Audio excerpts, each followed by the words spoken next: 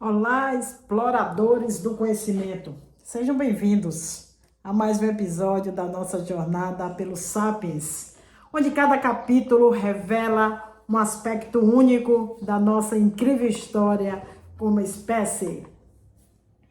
Hoje, no episódio 7, vamos dar início ao capítulo 2, a árvore do conhecimento.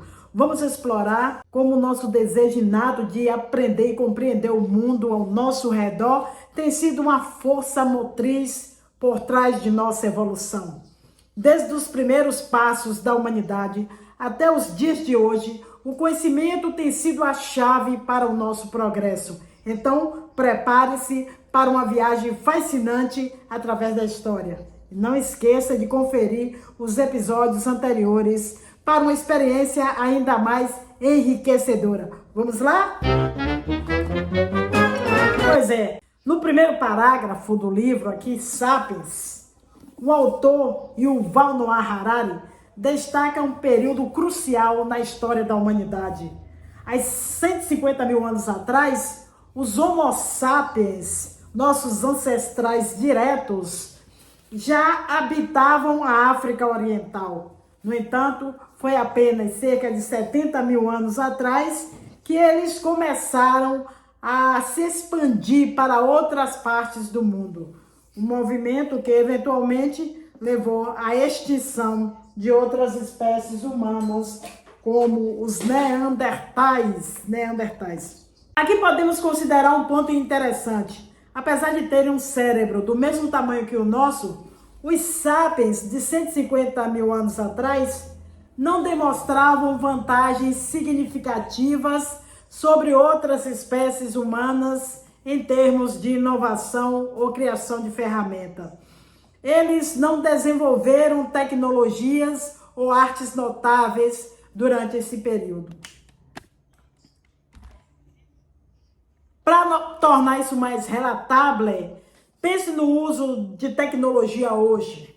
Imagine se por 80 mil anos continuássemos a usar apenas telefone fixo, sem nunca inventar o celular ou a internet. Esse é um paralelo com a estagnação tecnológica dos sapiens arcaico durante esse período.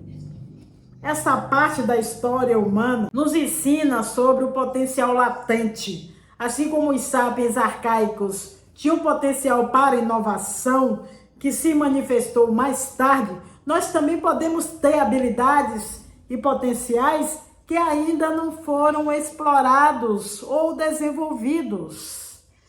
Este exemplo mostra como, ao longo da história, a humanidade passou por período de estagnação, seguido por explosões de progresso e inovação. Um padrão que continua até hoje em várias áreas, como tecnologia, ciências e arte. Bem, eu vou fazer uma comparação aqui interessante com a estagnação na educação. A estagnação na educação, especialmente nas escolas públicas, pode ser vista como um paralelo à situação dos sapiens antigos. Por um longo período, o sistema educacional em muitos lugares permaneceu quase inalterado, confiando em métodos tradicionais de ensino, como o uso do quadro negro e do giz, ou piloto, invenções mais modernas, com pouca incorporação de novas tecnologias ou abordagens pedagógicas. Da mesma forma que os sapiens arcaicos tinham a capacidade cerebral para inovação, mas não a utilizaram por milênios, o sistema educacional tem acesso a ferramentas e métodos inovadores, mas muitas vezes continua a seguir práticas antiquadas. Isso pode ser devido a vários fatores: falta de recursos, resistência a mudanças, ou mesmo falta de formação e apoio para que os educadores implementem novas metodologias. Tem sido uma luta constante. No entanto, assim como os sapiens, eventualmente fizeram um salto evolutivo significativo, começando a criar ferramentas sofisticadas e a desenvolver a linguagem. Há sinais de evolução no sistema educacional também. A incorporação de tecnologia, como computadores e internet, e abordagens mais interativas e centradas no aluno, são exemplos de inovação na educação. Portanto, esse exemplo da estagnação na educação é uma ótima maneira de ilustrar como o sistema, seja no contexto da evolução humana ou na educação contemporânea, podem permanecer inalterados por longos períodos, mas ainda assim tem um potencial para mudança e inovação. Bem, gente, tem uma passagem no livro muito interessante que fala sobre... Esse negócio aqui... Fala sobre a interação inicial entre Homo sapiens e Neandertais. Essa passagem do livro Sapiens é realmente fascinante e revela um aspecto crucial da nossa história evolutiva. Ela destaca a interação inicial entre Homo sapiens e Neandertais, duas espécies humanas distintas que coexistiram durante um período da pré-história. Cerca de 100 mil anos atrás, alguns grupos de sapiens migraram para o norte, em direção ao Levante, uma região historicamente ocupada pelos Neandertais. O que é intrigante aqui, gente, é que, contrariamente ao que muitas vezes se presume, os sapiens não foram inicialmente bem-sucedidos nesta migração. Eles não conseguiram se estabelecer permanentemente naquela região, que era o domínio dos Neandertais. Vários fatores podem ter contribuído para isso, como mencionado aqui na passagem, como resistência dos Neandertais, desafios climáticos também e doenças provocadas por parasitas locais aí desconhecidos pelos sapiens. Esses desafios obrigaram os sapiens a recuar, deixando os Neandertais como os senhores do Oriente Médio. Esse relato é um lembrete valioso de que a história da evolução humana não foi uma linha reta de sucesso contínuo. Não. Houve momentos de fracasso, recuo e aprendizado. A capacidade de adaptação e superação de desafios foi fundamental para a eventual denominação global dos sapiens.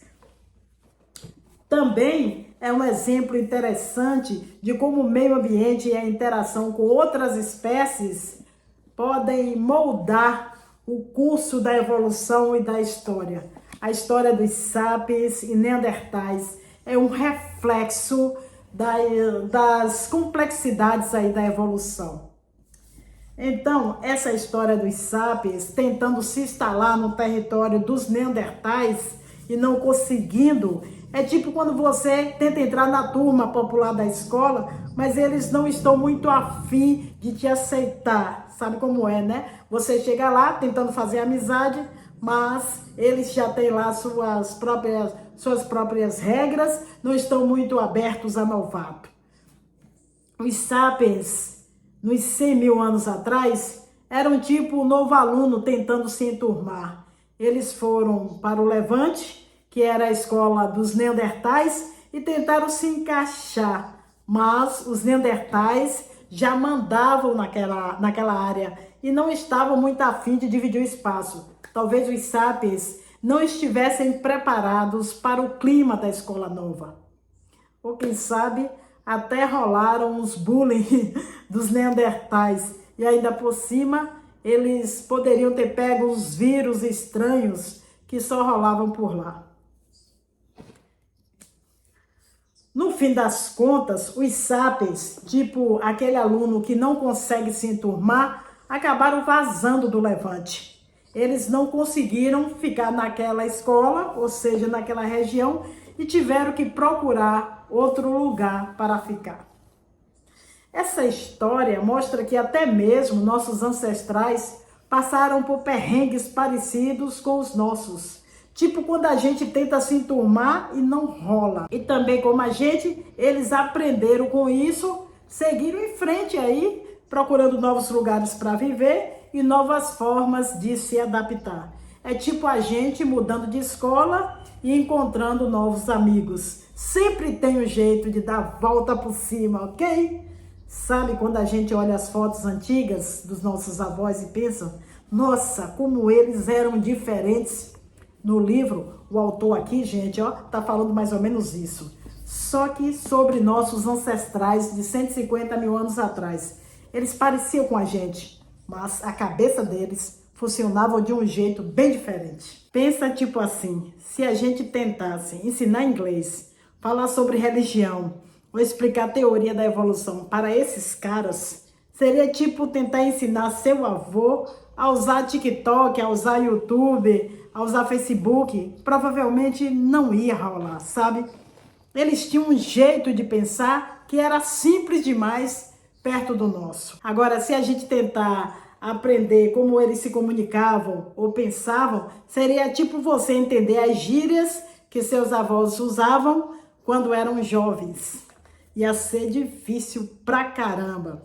Então, gente, esse trecho que eu li, ele tá mostrando como mesmo sendo da mesma família que a gente, os sapiens de antigamente eram bem diferentes na forma de pensar e se comunicar. É como se fôssemos de mundos diferentes, mesmo estando no mesmo planeta. Louco, né? Cerca de 70 mil anos atrás, os sapiens, que antes nem conseguiam se firmar fora da África, de repente começaram a dominar tudo. É como se um time de futebol que sempre perdia, de repente começasse a ganhar todos os campeonatos. Eles não só saíram da África de novo, mas dessa vez eles mandaram os neandertais e todas as outras espécies humanas para escanteio. Tipo, literalmente tiraram eles do mapa. E não para por aí. Os sapiens se espalharam rapidão. Chegaram na Europa, na Ásia e até atravessaram o mar para chegar na Austrália, que até então era tipo uma ilha deserta, sem humanos. Imagina a aventura de cruzar o mar sem GPS ou Google Maps. Nesse modo turbo, eles inventaram um monte de coisa. Barcos, lâmpada a óleo, arcos e flechas e até agulhas para costurar roupas quentes. Porque, né, a Europa não é brincadeira, um frio, misericórdia. E ainda começaram a fazer arte, tipo o Homem-Leão, ó, de Estadel, tá vendo? Estadel, que é uma estatueta, maneira de um homem com cabeça de leão, tá vendo? Além disso, começaram a rolar as primeiras evidências de religião, comércio e até de uma sociedade mais organizada, com algumas pessoas tendo mais status que outras. Tipo quando a gente vê aquele grupinho popular na escola, sabe? Então, esse período foi tipo um grande level up para os sapiens. Eles passaram de um grupo que mal conseguiam sair de casa para simplesmente dominar o mundo. Ah, esse homem que eu estava falando aqui, o Homem-Leão, ó, o Homem-Leão, tá vendo? O Homem-Leão, esse é um artefato superior interessante. Imagine como seria se você descobrisse um desenho super antigo, escondido no seu sótão, que ninguém sabia que estava lá. É mais ou menos isso, só que em escala histórica. O Homem-Leão é uma estatueta, tá vendo? Feita há uns 40 mil anos, encontrada em uma caverna chamada Stendel, na Alemanha. É basicamente uma figura que mistura o corpo humano com a cabeça de leão. Pensa só, é como se alguém na pré-história tivesse feito uma fanart de uma criatura meio humana, meio animal. Aqui, ó, o Homem-Leão. Esse é o Homem-Leão da caverna.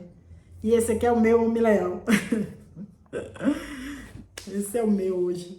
Então, gente, essa estatueta aqui, ela é importante porque mostra que os sapiens daquela época já tinham uma imaginação bem fértil e habilidades artísticas. É como se alguém na sua sala de aula desenhasse super bem e criasse personagens únicos. Só que em vez de usar papel e caneta, eles usavam pedras e ossos. E o mais doido é que isso também indica que eles provavelmente tinham crenças ou mitos, porque normalmente a gente não sai por aí desenhando humanos com cabeça de leão sem ter uma história por trás. É tipo a primeira versão da história em quadrinhos, só que de 40 mil anos atrás. Então, gente, tem uma passagem aqui também que fala sobre a estratificação social. Estratificação social que começou a surgir nessa época. É como quando na escola começa a se formar os grupos, os populares, os nerds, os atletas, enfim. Antes, no tempo dos sapiens primitivos, todo mundo era mais ou menos o mesmo nível, sem muita diferença de status. Mas aí, com o avanço e as inovações, começaram a aparecer diferenças entre as pessoas, sabe? Alguns sapiens talvez fossem melhores na caça. Outros eram bons na arte, como faziam aquelas estatuetas, tipo o Homem-Leão de Stadel. Isso começou a criar uma separação. Tipo, quem tinha mais habilidade ou recursos começou a ter mais status. É como se na escola, quem joga bem futebol ou tira as melhores notas acaba ganhando mais reconhecimento. Essa estratificação social é um grande passo na história humana, porque começa a definir como as sociedades se organizam, quem lidera, quem segue e como as pessoas interagem entre si. E tudo isso começou há uns 40, 30 mil anos atrás, quando nossos ancestrais estavam apenas começando a se espalhar pelo mundo. É incrível pensar como desde aquela época as coisas que a gente faz e cria começaram a moldar como a gente vive junto. Legal, né? Muito legal. Então, tem uma parte também, gente, ó, é como se os sapiens tivessem desbloqueado aí um novo nível do videogame da evolução. Antes eles estavam meio que jogando no modo fácil, sem fazer muita coisa extraordinária. Mas aí, de repente, eles começam a fazer um monte de coisas incríveis, tipo dominar o mundo e criar arte. Os cientistas acham que isso aconteceu porque teve uma revolução na cabeça dos sapiens, tipo um upgrade no cérebro. Eles começaram a pensar e criar coisas de um jeito que nunca tinham feito antes. É como se de repente todo mundo na sua escola começasse a tirar notas altas e a inventar coisas novas. E o mais legal é que se a gente pudesse voltar no tempo e encontrar com esses carinhas, a gente provavelmente conseguiria bater um papo com eles. Claro, a gente teria que aprender a língua deles e eles a nossa, mas no final daria para trocar uma ideia legal. Eles poderiam nos contar como era a vida deles e a gente poderia explicar coisas modernas, tipo os livros da Alice no País das Maravilhas ou até física quântica. Então, essa parte do livro aqui, gente, mostra que apesar de termos vivido em épocas super diferentes, no fundo, os sapiens de 70 mil anos atrás eram bem parecidos com a gente hoje em dia. Eles eram inteligentes, criativos e tinham sentimentos igual a nós. É como encontrar um parente distante e descobrir que vocês têm um monte de coisa em comum. Super interessante mesmo. Tem outra parte aqui, ó. É tipo quando alguém na sua escola de repente começa a tirar notas incríveis ou a fazer coisas incríveis no esporte ou na arte. Todo mundo fica se perguntando como que isso aconteceu? O que mudou?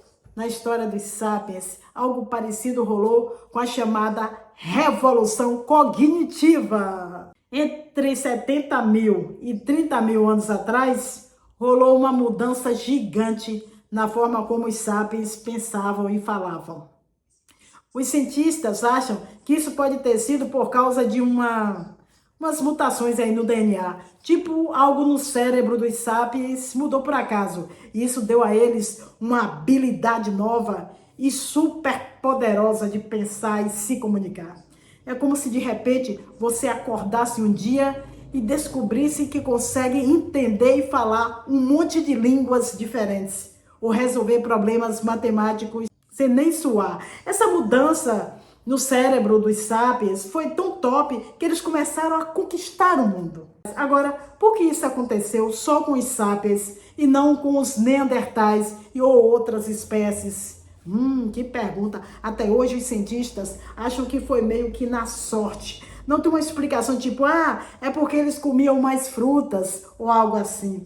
Foi um lance de sorte mesmo. Sobre a nova linguagem dos sapiens, o grande lance é que ela permitia que eles compartilhassem ideias muito complexas e trabalhassem juntos de um jeito que nunca tinha rolado antes. É tipo ter o WhatsApp da pré-história. Eles podiam planejar caçadas, contar histórias, fazer planos para o futuro, tudo isso graças à linguagem. E foi essa habilidade que fez com que eles dessem um show e conquistassem o mundo. Super incrível, não é mesmo? Parte do livro bem interessante, porque mostra que a nossa forma de comunicação, apesar de ser super avançada, não é a única no reino animal.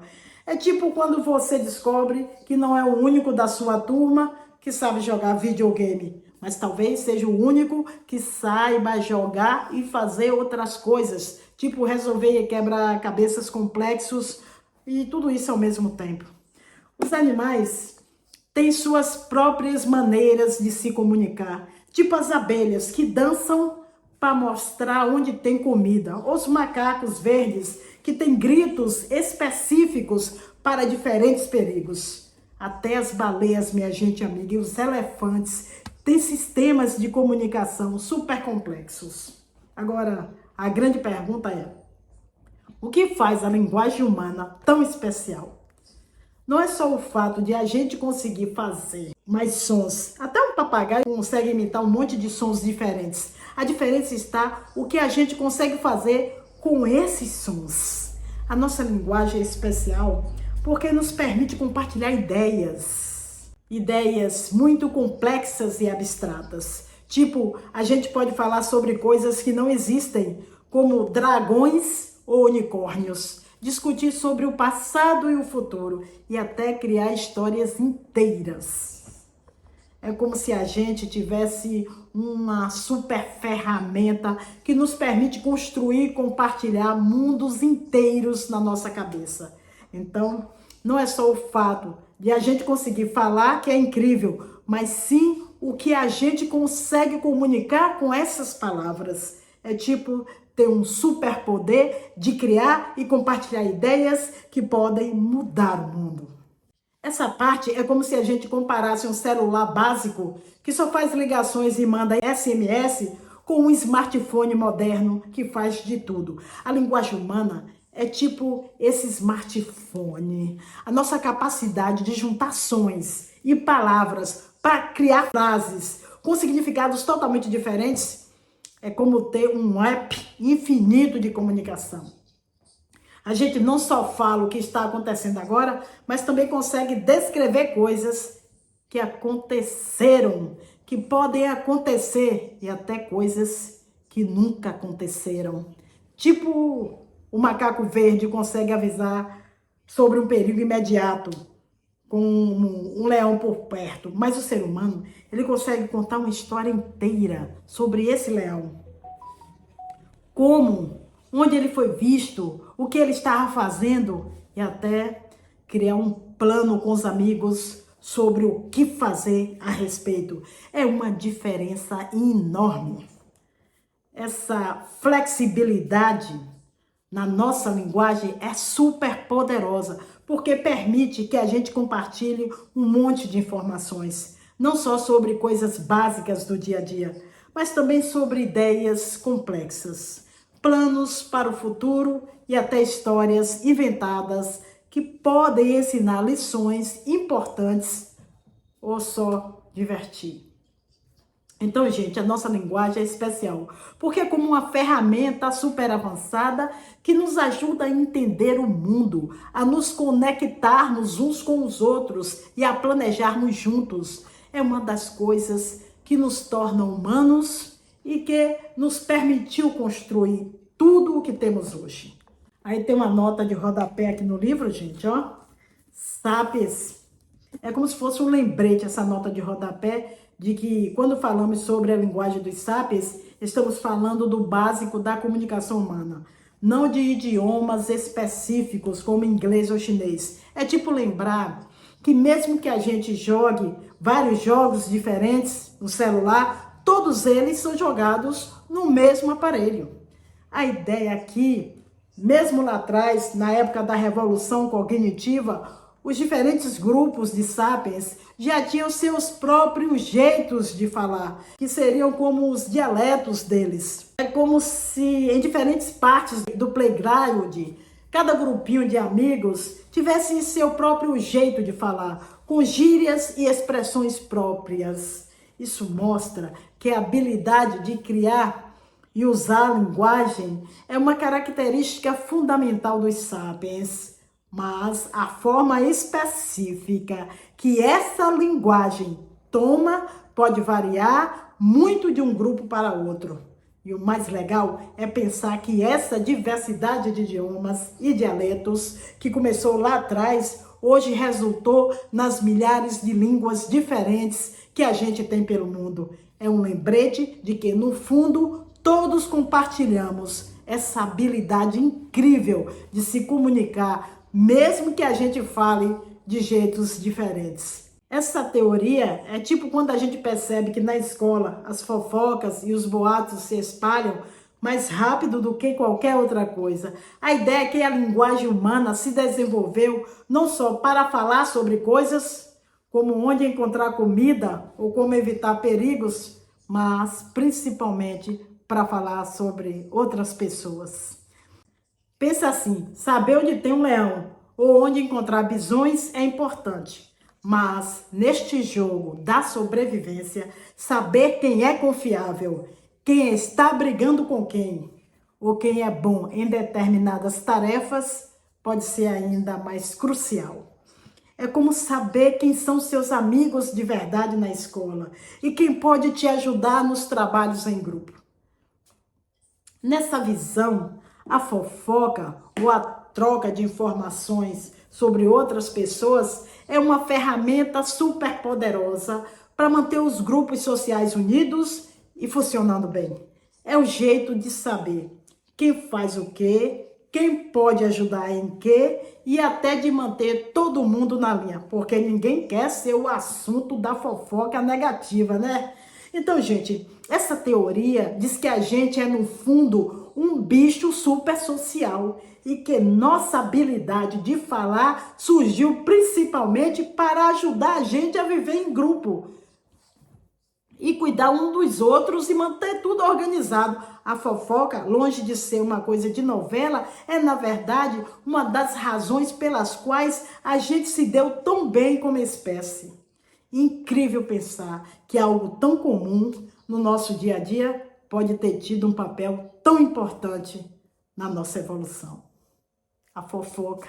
Pois é, essa parte do livro Sapiens destaca um aspecto super interessante da comunicação humana, a fofoca e sua importância para as relações sociais e a cooperação.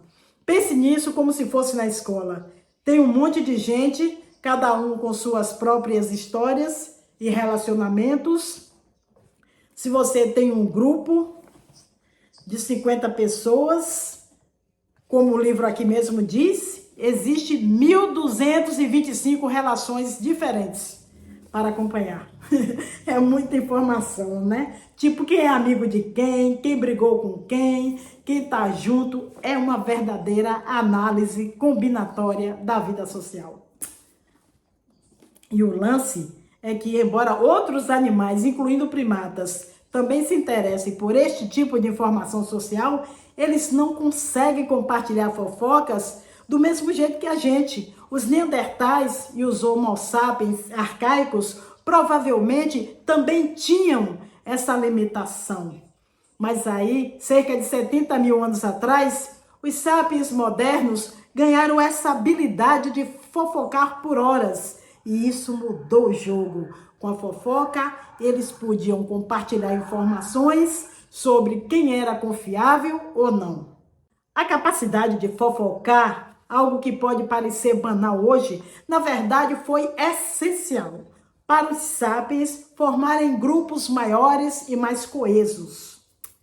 Com a fofoca, os sapiens podiam manter registro de quem era confiável, de quem era um bom caçador, quem era leal, enfim. Isso não é pouca coisa. Em grupos pequenos, você conhece todo mundo. e sabe quem cada um é. Mas em grupos maiores, isso fica mais complicado. A fofoca ajudava a manter o grupo informado e unido. É como se na escola todo mundo soubesse das habilidades e dos pontos fracos de cada um. Isso ajuda a turma a trabalhar melhor em equipe, seja em um trabalho de grupo, seja no esporte. Essa habilidade de manter e transmitir informações sociais complexas também permitiu que os sapiens colaborassem em tarefas que exigiam mais do que a força ou habilidade de um indivíduo. Eles podiam planejar caçadas em grupos, por exemplo, onde a coordenação e a cooperação eram fundamentais. Além disso, essa capacidade linguística permitiu a transmissão de conhecimento entre gerações, algo que não é muito comum no reino animal. Saberes, tradições, histórias e até técnica de caças podiam ser passadas adiante, enriquecendo a cultura e a capacidade de sobrevivência do grupo. Essas habilidades linguísticas e sociais, desenvolvidas há cerca de 70 mil anos, são fundamentais para entender como os sapiens não apenas sobreviveu, mas também se tornaram a espécie dominante no planeta.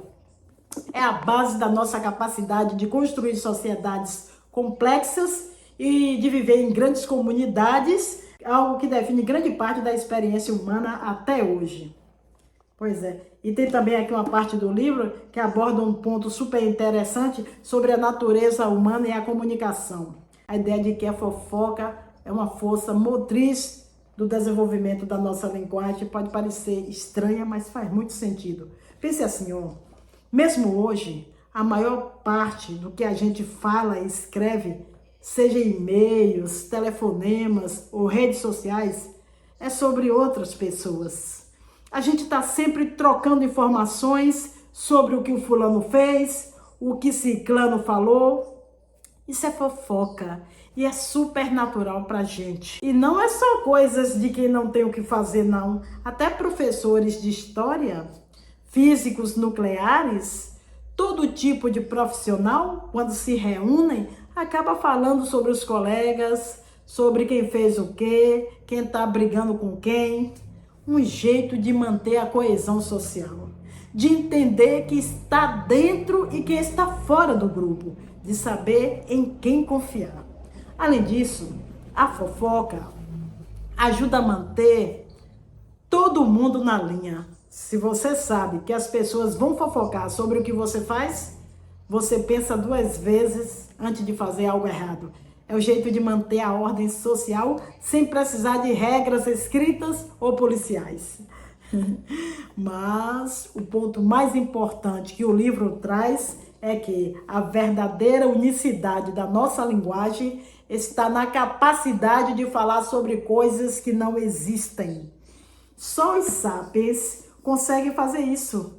A gente pode falar sobre dragões, deuses, nações, empresas. Tudo isso são coisas que não existem fisicamente, mas que a gente criou com a nossa imaginação. Essa habilidade de falar sobre o que não existe é o que nos permite criar leis, religiões, economia e toda a estrutura da nossa sociedade é construída em cima de coisas que a gente inventou. E isso começou há uns 70 mil anos, quando os sapiens começaram a fofocar e a imaginar juntos. É impressionante pensar como uma coisa aparentemente simples, como fofocar, pode ter um impacto tão grande na história humana. Tem uma parte do livro aqui que destaca uma das características mais fascinantes dos sapiens, a habilidade de criar e acreditar em histórias e ficções. Essa capacidade de inventar coisas que não existem, como deuses, espíritos e mitos, é algo que só os seres humanos têm. É como se, além de fofocar, a gente também pudesse inventar histórias incríveis e, o mais surpreendente, convencer outras pessoas a acreditar nelas. É bem diferente dos outros animais. Por exemplo, você não consegue fazer um macaco acreditar que ele vai ganhar bananas infinitas no paraíso se te der uma banana agora.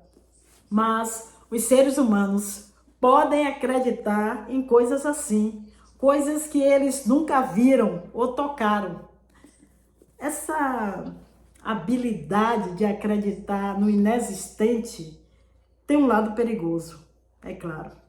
Acreditar em fadas, unicórnios ou outras coisas que não existem pode nos desviar da realidade.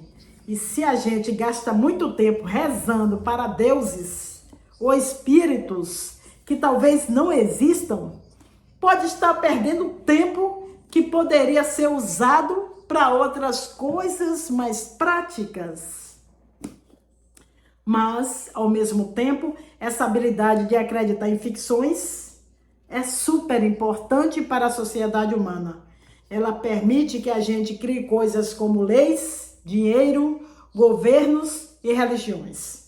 Essas são todas coisas que não existem fisicamente, mas que a gente acredita que existem, e isso nos ajuda a viver juntos de forma mais organizada. Então, essa habilidade de criar e acreditar em ficções é uma espada de dois gumes. Pode nos desviar da realidade, mas também é essencial para construir a sociedade e a cultura humana. É um dos grandes mistérios e maravilhas da nossa espécie. Também tem uma parte aqui que aborda como a nossa habilidade de criar e compartilhar ficções nos coloca em uma posição única no reino animal. Quando a gente pensa em ficção, muitas vezes a gente pensa em histórias de livros ou filmes, mas a ficção também inclui mitos, religiões e até as histórias que a gente conta sobre países e sociedade. Essas histórias compartilhadas ou mitos permitem que grandes grupos de humanos trabalhem juntos de uma maneira que outros animais simplesmente não conseguem. É como se a gente tivesse um superpoder de colaboração, né? Formigas e abelhas podem trabalhar juntas em grandes números, mas elas fazem isso de uma forma automática, de um jeito automático, e só com sua família, só com suas famílias. Lobos e chimpanzés são mais flexíveis, mas só conseguem colaborar com um pequeno grupo de conhecidos. Os humanos, por outro lado, podem colaborar com milhares ou até mesmo milhões de estranhos. A gente consegue fazer isso porque a gente compartilha essas histórias e mitos. Por exemplo, a gente nunca viu a maioria das pessoas do nosso país, mas a gente trabalha junto com elas porque compartilha a mesma história, ou mesmo sentimento de pertencimento a essa nação. Essa capacidade de cooperação em massa é uma das razões pelas quais os humanos conseguiram fazer coisas incríveis, como construir cidades, criar governos e enviar pessoas para a Lua. Também é a razão pela qual dominamos o planeta, enquanto outras espécies, como formigas e chimpanzés, têm um papel muito mais limitado. Então, gente, mesmo que os mitos e as histórias que a gente conta possa parecer só ficção, eles são super importantes para a nossa capacidade de trabalhar juntos e fazer coisas incríveis. É uma parte essencial que nos torna humanos. Para fechar essa parte, eu vou fazer um resumão bem interessante de tudo que a gente viu. Imagine que você está numa festa pré-histórica e a galera Sapiens está toda reunida. De repente, alguém começa a contar uma história incrível sobre um leão que é guardião espiritual da tribo. Todo mundo fica super empolgado, porque na verdade os Sapiens acabaram de descobrir o superpoder de contar histórias e fofocas. Eles não estão só falando sobre leões reais, eles estão inventando leões mágicos, deuses e toda sorte de criaturas que ninguém nunca viu. Essa habilidade de contar histórias não é só um passatempo legal. É uma ferramenta poderosa que transformou os sapiens em mestres da colaboração. Enquanto as formigas estão lá trabalhando em modo automático e os chimpanzés estão fazendo coisas só com seus amigos mais próximos, os sapiens estão organizando festas gigantes com milhares de pessoas que eles nem conhecem. E tudo isso graças às histórias e mitos que eles compartilham.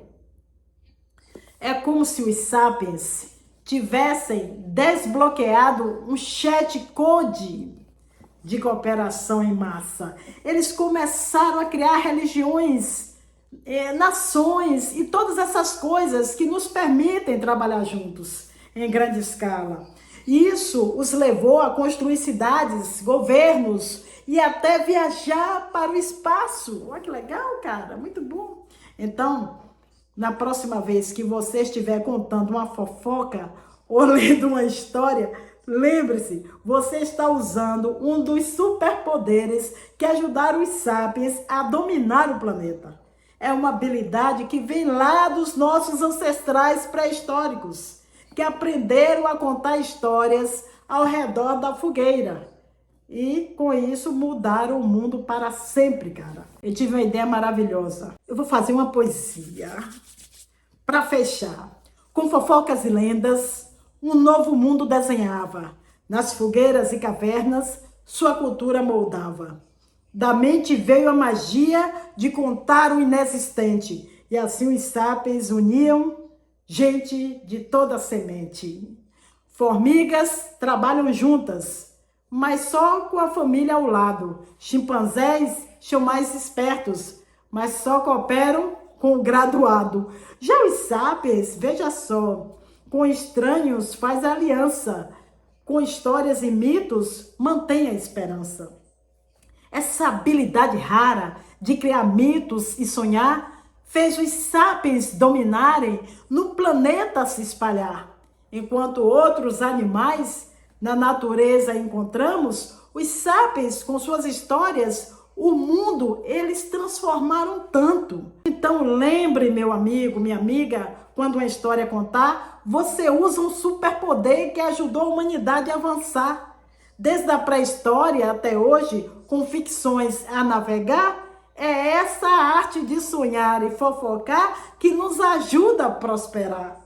E assim termina o cordel dessa conversa genial sobre sapiens e suas lendas neste mundo sem igual. Com mitos e cooperação, a história foi escrita. Na jornada humana, cada mito uma conquista. Até a próxima análise!